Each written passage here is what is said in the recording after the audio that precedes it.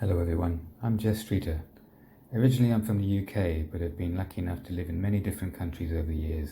I'm currently living in Hong Kong, where I am Director of the British Council. It's my great pleasure to be with you to introduce Mingled Voices 5 for the Proverse Spring Reception 2021. I was very honoured to be asked by Gillian and Werner to write a brief preface to the anthology, and it's also my honour to be able to say a few words now. According to the French poet Stéphane Mallarmé, the writer's compelling task was to purify the language of the tribe. This idea was made popular in English via T.S. Eliot's version of the words in Little Gidding, the last of his 4 quartets, published in 1942.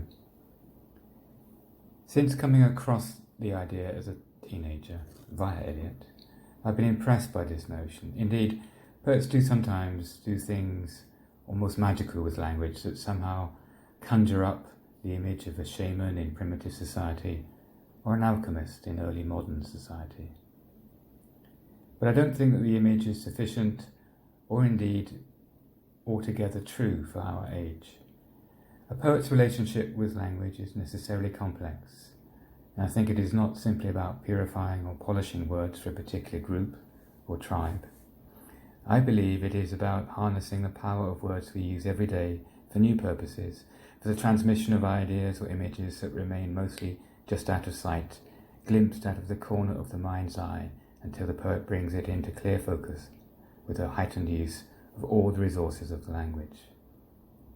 For me, the power of poetry is evidenced not only through the polish on the surface of a newly wrought phrase, but about the way it allows for a diversity of voices to share and mingle the sounds, meanings, and shape of a language in new and ever-evolving ways. Language, after all, is not a static thing, as the notion of purity perhaps implies, but a living, changing thing that resonates differently in all of us.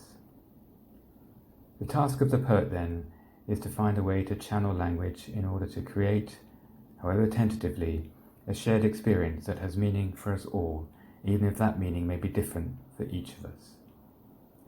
I believe that the work of the poets represented in this anthology, in their great diversity of form and voice, do just that.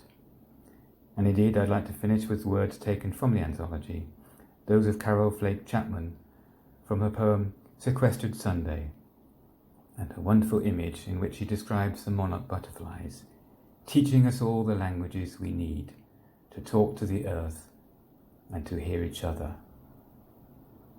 I can't think of a more fitting way to pay tribute to the urgency and importance of poetry today than those lovely words.